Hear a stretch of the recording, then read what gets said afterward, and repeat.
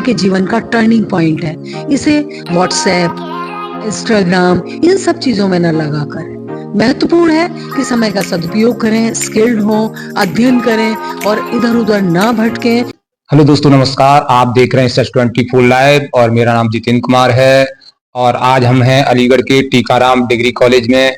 यहाँ पर हम बात करेंगे डॉक्टर सर्वरा शर्मा से, जो इस डिग्री कॉलेज की प्राचार्य हैं। तो उनसे जानेंगे महिलाओं की स्थिति क्या है, शिक्षा के स्तर में किस तरह से सुधार किए जाएं जिससे कि महिलाओं की स्थिति सुधरे और समाज विकसित हो। तो मैम, हमारे चैनल में आपका बहुत बहुत स्वागत है। धन्यवाद मैम, आपका हम आभार व्यक्त करेंगे कि आपने SH24 लाइव को एक मौका दिया जिससे महिलाओं की आवाज बुलंद हो। तो मैम, सबसे पहला सवाल ये है कि आपके इस कॉलेज की स्थापना कब हुई, ये बताएं और अपने बारे में बताएं। मैं प्रोफेसर शर्मिला शर्मा यहाँ पर प्राचार्य के रूप में आयुक्त से कार्यरत हूँ। इस महाविद्यालय का स्थापना यूजी कॉलेज के रूप में 1957 में हुई। 1957 में आजादी के बाद ये महाविद्यालय के रूप में आया, जो विश्व की आधी आबादी के लिए कार्य कर रहा है। और इसके लिए हम लोग आभारी हैं लाला टीकाराम जी के, स्वर्गीय लाला टीकाराम जी ने, जिन्होंने अपनी निजी संपत्ति से महिलाओं के लिए ये महाविद्यालय बनाया। मैम, अब जानकारी लेना चाहेंगे कि आपके इस कॉलेज में कितनी छात्राएं इस समय पर पाठ्यक्रम कर रही हैं और क्या व्यवस्था है यहाँ पर आपकी? इस महाविद्यालय में स्वावित्त पोषित के अंतर्गत तथा बहुत सारे जो हमारे एडिट कोर्सेज हैं पहले से चले आ रहे हैं। कई सब्जेक्ट्स में हमारे यहाँ पीजी है, जैसे MSc बॉटनी, MSc केमिस्ट्री, इसके अलावा MA हिंदी, अंग्रेजी, MA tabla, MA drawing and painting, MA home science, बहुत सारे पीजी के कोर्सेज हैं। यूजी लेवल पर भी बहुत कोर्सेज हैं। और सबसे बड़ी उपलब्धि है इस महाविद्यालय की कि यहाँ कई सारे प्रोफेशनल कोर्सेज भी हैं, जैसे बीएड है। इसके अतिरिक्त BBA, BCA, BBA इन रिटेल्स, MCOM, BCom और बहुत सारे कोर्सेज हैं। और ये शिक्षा के क्षेत्र में महाविद्यालय बहुत अच्छा कार्य कर रहा है। लगभग 4000 छात्राएं यहाँ अध्ययनरत हैं और 18 सब्जेक्ट्स में यहाँ स्किल डेवलपमेंट के लिए वोकेशनल कोर्सेज चल रहे हैं। शिक्षिकाएं भी बहुत ईमानदारी के साथ, परिश्रम के साथ कार्य कर रही हैं। जो छात्र हैं विभिन्न क्षेत्रों में अपनी योग्यता का परचम फहरा रही हैं। तो अपने क्षेत्र में महिलाओं के लिए महाविद्यालय अच्छा कार्य कर रहा है। तो मैम, एक बात और मैं पूछना चाहूंगा कि इस समय पर छात्राओं की सुरक्षा को लेकर भय बना रहता है, जिससे हमारे छात्राओं का अभी भी डेवलपमेंट नहीं हो पा रहा है, ना ही शिक्षित हो पा रही हैं वो। मतलब इनका परसेंटेज कम है, इसमें क्या सुधार होना चाहिए? देखिए, इसके लिए सबसे पहले तो परिवारों की काउंसलिंग होनी चाहिए। परिवारों में पुरुषों की भी काउंसलिंग की जाए ताकि वो महिलाओं का सम्मान करना सीखें। और परिवार समाज की सबसे छोटी इकाई है, ये कार्य हमें वहीं से प्रारंभ करना होगा। जब परिवार में ही बेटों को शिक्षित किया जाएगा कि वो महिलाओं का सम्मान करें, तो वो अपने आप सुरक्षित हो जाएंगी।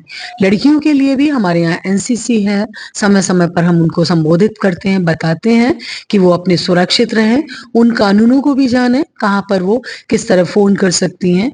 और उनकी सुविधा के लिए हम लोग भी जगह जगह पर उनकी सुरक्षा के लिए हमारा प्रोक्टोरल बोर्ड भी कार्य करता है। बच्चियों को भी समझाया जाता है कि अगर किसी भी प्रकार की कोई दिक्कत है, तुरंत अपने परिवार को बताएं, महाविद्यालय को सूचित करें, किसी के बहकावे में ना आए। क्योंकि आजकल सोशल मीडिया के माध्यम से बहुत सारे ऐसे तरीके हैं जो बच्चियों के साथ चीटिंग हो सकती है। तो हम समय समय पर उनको यहाँ एकत्रित करके संबोधित भी करते हैं, उनकी काउंसलिंग करते हैं, उनको बताते हैं। इसके अलावा बहुत सारे कॉलेज में प्रोग्राम आयोजित किए जाते हैं, जैसे साइबर क्राइम को लेकर, उनकी सुरक्षा को लेकर। अभी ममता कुरेल जी जो SSP हैं, वो आई थी और उन्होंने यहाँ पर उन बच्चों को संबोधित किया था। तो समय समय पर ऐसे कार्यक्रम बच्चों को बताने के लिए यहाँ पर किए जाते हैं। इसके अतिरिक्त जैसे कैंसर के बारे में हमने ब्रेस्ट कैंसर, सर्वाइकल कैंसर्स पर डॉक्टर को बुलाया और बच्चियों को उनसे अवगत कराते रहते हैं। तो महाविद्यालय में ऐसे अनेक कार्यक्रम चलते रहते हैं ताकि बच्चियां सुरक्षित रहें। और सबके लिए बहुत जरूरी है कि हमें जन जागरण लाना होगा कि बच्चे हमारे किसी भी तरह से कहीं भी उनको कोई बहकाए नहीं, उनका लाभ ना उठाए। तो इसके लिए हम सबको जागरूक होना होगा। मैम, ये बताइए, डिग्री कॉलेज में, टीकाराम डिग्री कॉलेज में एडमिशन के लिए छात्राएं क्या करें जिससे उनको एडमिशन मिल सके? अच्छे से 12th तक की पढ़ाई करें, फॉर्म भरें समय पर, हमारे ऑनलाइन ऑफलाइन फॉर्म भरे जाते हैं और प्रॉपर तरीके से जहां उसका नंबर आ रहा है उनका एडमिशन होगा। समय कौन सा रहता है मैम जब फॉर्म भरे जाते हैं?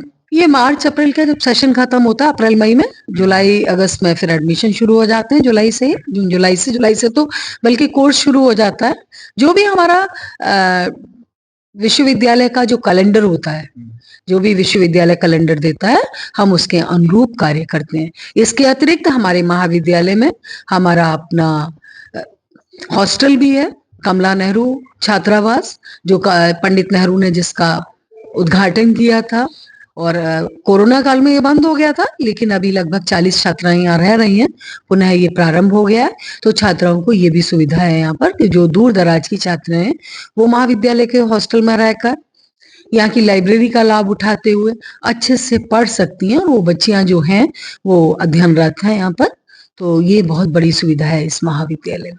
मैम हमारे देश को आगे ले जाने के लिए, उसके विकास के लिए हमेशा महिलाओं ने अग्रणी भूमिका निभाई है, लेकिन कुछ समय में देखा गया कि महिलाओं की स्थिति खराब हुई समाज में। इसको सुधार करने के लिए क्या किया जाना चाहिए? देखिए, अगर हम लोग वैदिक काल से जाएं तो हमारे यहाँ तो महिलाएं पुरुषों के समान जनेऊ धारण करती थी, गुरुओं के आश्रम में अध्ययन करती थी। लेकिन धीरे धीरे समाज परिवर्तित हुआ और बहुत सारे आक्रमण हुए, तो बहुत परिवर्तन हुए, जिसमें आक्रमणों की वजह से महिलाओं की सुरक्षा को लेकर उनको चार दीवारी में बंद कर दिया गया था। लेकिन स्वतंत्रता प्राप्ति के पश्चात निरंतर प्रयास हो रहा है कि महिलाएं आगे आएं, अध्ययन करें और विभिन्न क्षेत्रों में कार्य करें। आज हम देखते भी हैं कि हर क्षेत्र में महिलाएं हैं, चाहे वो डॉक्टर हों, इंजीनियर हों, शिक्षक हों, प्रोफेसर हों, सेना में भी जा रही हैं और अब तो पायलट भी हैं। तो विभिन्न क्षेत्रों में महिलाएं जा रही हैं और इसके लिए यही होगा कि हमें लोगों को जागृत करना होगा कि वे वो बेटों के समान बेटियों को भी पढ़ने पर ध्यान दें। और इसके लिए पहला बहुत बड़ी आवश्यकता है जनसंख्या जो नियंत्रण, कि बच्चे कम होंगे तो हम बच्चों पर समान रूप से ध्यान दे पाएंगे, कि चाहे बेटी हो या बेटा हो, अगर दो ही बच्चे हैं तो ठीक से हम पढ़ा पाएंगे उनको। इसके लिए समाज को शिक्षित करना पड़ेगा, उनको जागरूक करना पड़ेगा। मैम ये बताइए, जैसे टेक्नोलॉजी बदल रही है उस हिसाब से अब मतलब शिक्षा में क्या क्या सुधार होनी चाहिए जिससे अगले स्तर तक पहुंचाया जा सके शिक्षा को? देखिए, टेक्नोलॉजी बदल रही है, शिक्षा में भी बहुत तेजी से परिवर्तन आए हैं। एनईपी के अंदर छात्रों के लिए वोकेशनल कोर्सेज आए हैं, स्किल डेवलपमेंट आया है और इस समय हमारी स्किल डेवलपमेंट आवश्यकता है, क्योंकि अभी हमारे पास इतनी नौकरियां नहीं है कि हम छात्रों को या छात्रों को लिए सबको नौकरी दे पाए। इसलिए आवश्यक है कि उनको हम स्किल्ड करें ताकि वो स्वयं सीखें, एंटरप्रेन्योर बने, व्यवसायी स्वयं बने और अपने साथ साथ अन्य 10-20 लोगों को भी रोजगार दें। ये हमारे हिंदुस्तान की मांग है, इस समय की मांग है, क्योंकि जनसंख्या में हम बहुत आगे पहुंच गए हैं। ऐसी स्थिति में आपदा में किस तरह से हम आपदा को भी अपने लिए आशीर्वाद बना लें। तो मैम एक बात और मैं कहना चाहूंगा, जैसे छात्र छात्राओं को संदेश क्या देना चाहूंगी आगे भविष्य निर्माण के लिए? छात्र छात्राओं को मेरा यही बच्चों के लिए है, बेटे बेटियों के लिए संदेश है कि वो अपने समय का सदुपयोग करें, क्योंकि जो समय का सदुपयोग नहीं करता, समय उसका नहीं करता, कभी भी सम्मान नहीं करता। तो उनको अपने इस महत्वपूर्ण समय को, जो कि उनके जीवन का टर्निंग पॉइंट है, इसे व्हाट्सएप, इंस्टाग्राम, इन सब चीजों में न लगाकर, महत्वपूर्ण है कि समय का सदुपयोग करें, स्किल्ड हों, अध्ययन करें और इधर उधर ना भटकें। जीवन में समय का सदुपयोग करते हुए अपने समय का सदुपयोग करें और लक्ष्य की प्राप्ति करें, जो भी उन्होंने लक्ष्य निर्धारित किया है। तो मैम हम आपका बहुत बहुत धन्यवाद देते हैं कि आप हमारे YouTube चैनल पर आई और आपने शिक्षा को लेकर, महिलाओं की स्थिति को लेकर हर एक चर्चा की और हमें जानकारी दी। तो दोस्तों, हमारे साथ थी doctor Sharmila Sharma, Tikaram degree college की प्राचार्य।